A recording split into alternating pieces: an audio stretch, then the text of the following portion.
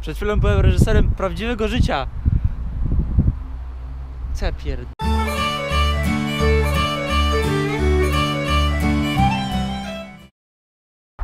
No to witam was w Szkocji. Niestety popsuł mi się mikrofon, a ponieważ w Szkocji na ogół wieje, to z tego powodu ten odcinek będzie albo bardziej niemy, albo bardziej statyczny, czyli po prostu będę gadał tylko w miejscach, gdzie znajdę taką na przykład sobie górę, która mnie od wiatru osłoni, a jak nie, no to właśnie może być trochę ciężko. No niestety brak mikrofonu i silny wiatr sprawiły, że spora część materiału ze Szkocji nadawa się po prostu do wyrzucenia. Z tego względu w paru miejscach w tym odcinku dźwięk nagrywałem po prostu później. Sorry. A to, co widzicie za moimi plecami, to jest jezioro Loch Ness. Czyli gdzieś tutaj jest ten słynny potwór. Dobra, myślę, że opowiadanie o Szkocji mogę zacząć od tego, że Anglia i Szkocja strasznie się nie lubią. Od wieków Anglicy i Szkoci zawsze się ze sobą tłukli, a to, że Szkocja dołączyła do Zjednoczonego Królestwa, to długo by opowiadać, ale potem taki Przemek by mi mówił, że to historia, to nudne, to nie będę, jak ktoś chce, to niech sobie doczyta. W każdym razie królowie, władza i w ten sposób. W 1707 roku Szkocja została włączona w skład Wielkiej Brytanii, czyli jest jej członkiem zaledwie nieco ponad 300 lat. Oczywiście to połączenie nic nie zmieniło, bo Anglia dalej traktuje Szkocję po macoszemu, Anglicy ze Szkotów się śmieją, poniżają ich i traktują jako ludzi gorszego sortu. To wywyższanie się Anglików dotyczy nie tylko Szkotów, ale także Walijczyków. I na przykład Walijczyków Anglicy określają mianem sheepshakers, czyli potrząsacze owiec. W momencie, gdy u wybrzeży szkockich wysp odkryto złoża ropy naftowej i zaczęto stawiać te platformy wiertnicze, to już tam Szkoci zaczęli liczyć te drobne złote monetki. Ale niestety większość pieniędzy gromadzi Londyn. Szkoci sami między sobą mówią, że Szkocja jest jedynym krajem na świecie, na terenie którego odkryto ropę i który nie ma z tego tytułu większych korzyści. I szczególnie teraz, gdy Wielka Brytania wychodzi z Unii Europejskiej, rośnie poparcie dla odłączenia się Szkocji od Zjednoczonego Królestwa. W 2014 roku przeprowadzono w Szkocji referendum niepodległościowe. Przy frekwencji wynoszącej 85%, aż 44% Szkotów opowiedziało się za niepodległością. 44%, czyli oczywiście referendum upadło. Ale w 2016 roku w Wielkiej Brytanii odbyło się referendum, w którym obywatele zadecydowali o opuszczeniu Unii Europejskiej, czyli ten słynny Brexit. We wszystkich okręgach wyborczych w Szkocji zdecydowanie wygrała opcja pozostania we wspólnocie. Jak wiadomo, cała Wielka Brytania zadecydowała o opuszczeniu Unii Europejskiej i dokładnie w dniu ogłoszenia wyników Szkocja zapowiedziała, że referendum niepodległościowe zostanie powtórzone. Jest coś takiego, że każde państwo Zjednoczonego Królestwa ma swój własny system prawny. I na przykład Szkocja ma tak, że w momencie orzekania winy, oprócz standardowych opcji winny, niewinny, jest też trzecia opcja, brak dowodów winy. Co oznacza po prostu, że koleś jest wolny, ale tak w sumie to nie do końca mu się wierzy, nie? Wielka Brytania, jak wiadomo, została podbita przez Rzymian. Rzymianie cały czas parli na północ, aż dotarli do Szkocji. No nie zaskoczę was, Szkocję też podbili, ale tutejsze dzikie celtyckie plemiona były na tyle nieposłuszne, nie chciały się dać spacyfikować i cały czas prowadzili partyzancką wojnę, cały czas gdzieś tam tych Rzymian kąsali, aż w końcu Rzymianie stwierdzili, dobra, pies ich jebał, Szkocja nie ma nic na tyle wartościowego, żeby opłacało nam się tutaj z niej bez przerwy tłuc. No i w latach 121-129 wybudowano wał Hadriana. Taki wielki mur chiński, tylko że mały, który oddzielił Anglię od tych barbarzyńskich celtyckich plemion. Jeżeli myślicie, że to tak zajebiście, że się Szkotom udało odeprzeć nieprzyjaciela, no to tak nie do końca. Wielki mur Hadriana odizolował Szkocję na dobre kilkaset lat od dorobku cywilizacyjnego Europy. I w trakcie, gdy cały kontynent miał już drogi, tak Szkoci dalej popierdzielali poprzez zarośla. Drugim efektem tej izolacji Szkocji było to, że wykształcił się tutaj podział klasowy i władze sprawowały wielkie, potężne rody. Rody, które przez setki lat, przez wiele wieków toczyły ze sobą bezustanne, krwawe wojny. Jak się poczyta historię szkocką, to naprawdę można dojść do wniosku, że te ziemie, które tutaj widzicie, kiedyś płynęły krwią. Że tak sobie lekko poetycko pozwolę zabrzmieć. Szkoci są bardzo podzieleni religijnie. Większość to protestanci, ale jest też bardzo dużo katolików. Animozje pomiędzy obiema grupami są bardzo spore. Przykładem może być chociażby Glasgow Rangers i Celtic Glasgow. Kibice tych obu ekip cię non-stop ze sobą leją. Kiedyś Szkotów dzieliła kultura i język. Ci z nizin byli bardzo spokojnie mówili po szkocku, natomiast ci z gór byli bardzo dzicy i mówili po gaelicku. Yeah. I na przykład kilt, dudy i te wszystkie inne rzeczy, które nam się ze Szkocją kojarzą, to są atrybuty typowe dla szkockich górali, które z czasem stały się symbolem całego kraju.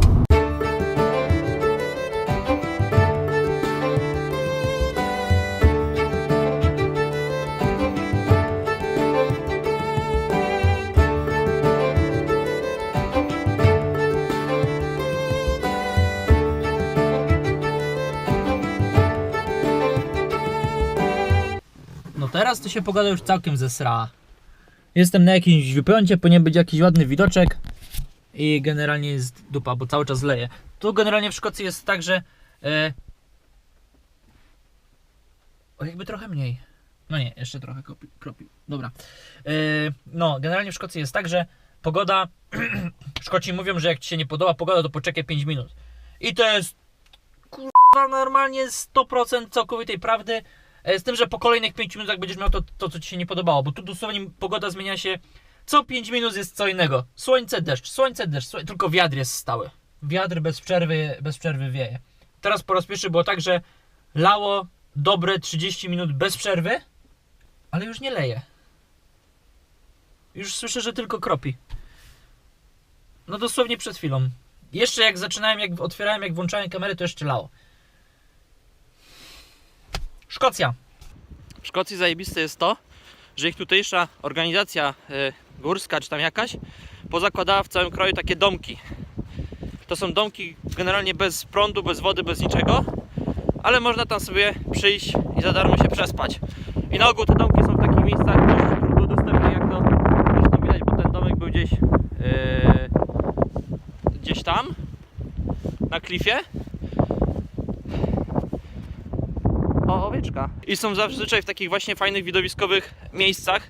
Tylko trzeba się trochę natrudzić, żeby do nich dojść. Jakby kogoś temat bardziej zainteresował, to na pewno więcej szczegółów podam na mojej stronie. Link na pewno znajdziecie w opisie filmu.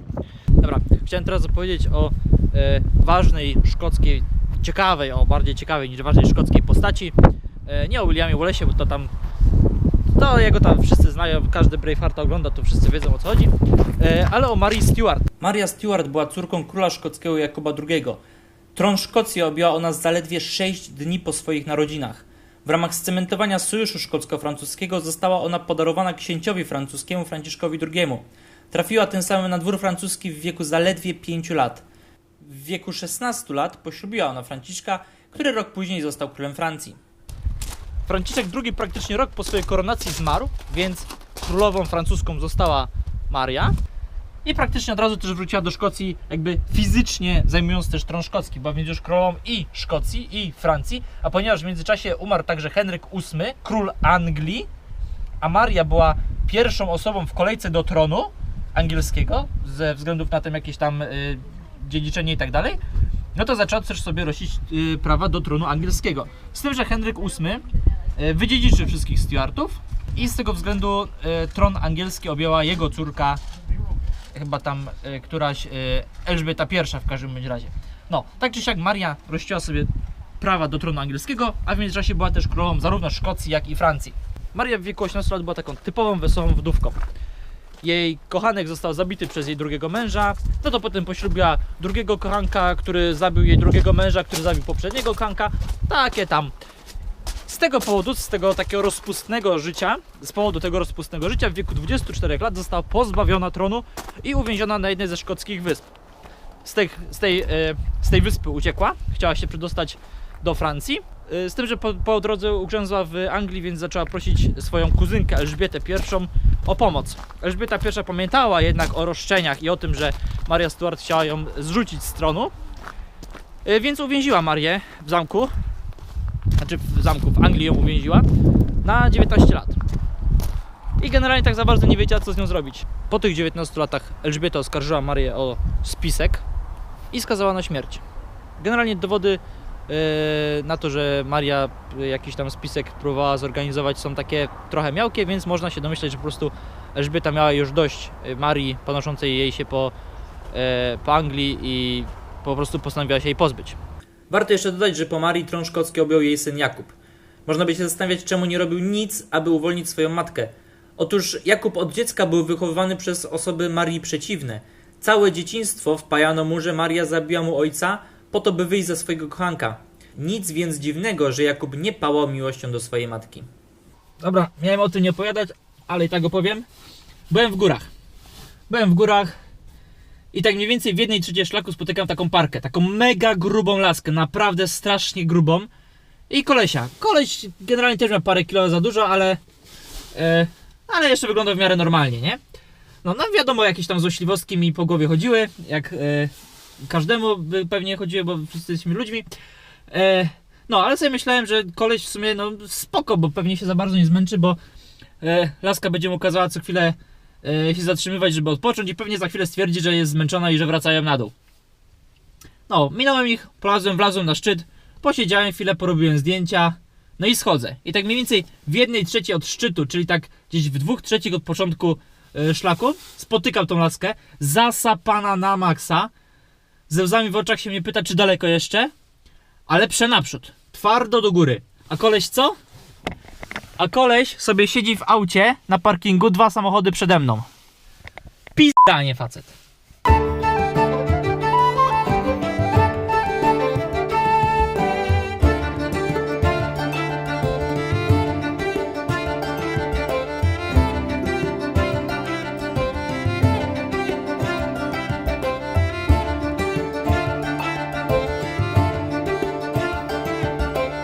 Sposobem kultywowania szkockiej tradycji są tak zwane Highland Games. To są takie szkockie igrzyska, albo w sumie bardziej dożynki, które odbywają się każdego lata, znaczy w miesiącach letnich, w wielu miastach Szkocji. W ich trakcie odbywają się zawody dudziarskie, jakieś konkursy tańca, na przykład taniec z mieczami, no i przede wszystkim zawody sportowe, a w większości zawody siłowe, na przykład przeciąganie liny i takie tam różne inne. Jedna z najpopularniejszych kategorii polega na tym, że trzeba wziąć taką wielką kłodę o długości chyba 6 metrów i wadze niecałych 80 kg, przebiec z nią kawałek, a następnie wywalić wysoko w górę. I nie liczy się tutaj ani odległość, na jaką się wyrzuci tą kłodę, ani wysokość, na jaką się ją wyrzuci, liczy się styl. Szkocka krata i kilt były przez lata wyśmiewane. W XVIII wieku kojarzyły się one głównie z bandami napadającymi, szczególnie na przedstawicieli dynastii hanowerskiej, po tym jak Szkocja została włączona do Wielkiej Brytanii, co jak wiadomo się Szkotom bardzo nie podobało. Sławę zyskały w XIX wieku, gdy karierę zaczął robić szkocki pisarz Walter Scott oraz także dzięki udziałowi szkockich wojsk w wojnie krymskiej, ponieważ Szkoci się bardzo mocno w tym swoim stroju na polu bitwy wyróżniali. No i generalnie zdobywali podziw i uznanie swoją walecznością. A to, co tutaj widzicie, to jest generalnie słynny most i tędy, prawda, każdego września jedzie pociąg do Hogwartu.